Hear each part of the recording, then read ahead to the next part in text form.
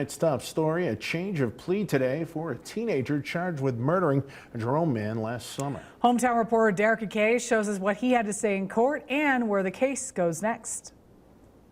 Back in April, Roland De La Cruz pled not guilty to the murder of Dax Richens. However, he's back in court now to change his plea. I plead guilty.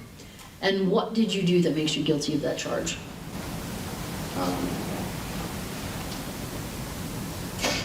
I used a knife and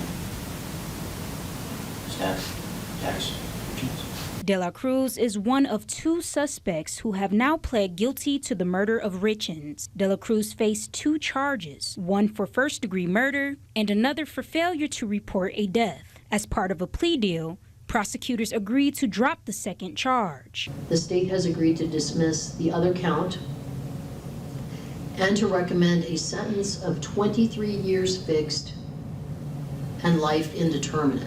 According to court documents, Richens disappeared in June 2024 after receiving death threats. A few months later, his body was found beaten and stabbed multiple times in a shallow grave near the Snake River Canyon along Bob Barton Highway near Wendell. Investigators say that De La Cruz did not act alone, as evidence points to 18-year-old Alexander Garcia as a suspected cohort. Garcia also entered a guilty plea last month under a similar agreement: life in prison with the chance of parole after 23 years. There was a substantial amount of evidence that we had that they've had an opportunity to review that shows that they're guilty. That evidence was collected from social media. Gooding County detectives built a case against the two suspects thanks to search warrants which were issued to access the suspects' Snapchat profiles. In video messages, investigators say Garcia said he needed to, quote, physically deform a human skull, and later message a friend, "I killed someone."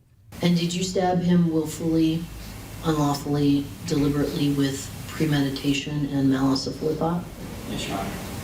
Meanwhile, a third suspect in the murder case is now facing charges. 22-year-old Nathaniel Felix is facing one count of accessory to murder as well as destruction of evidence. According to affidavits, Felix helped mutilate and bury the body. He now awaits arraignment while in custody. Both De La Cruz and Alexander Garcia will appear back in court later in October for sentencing.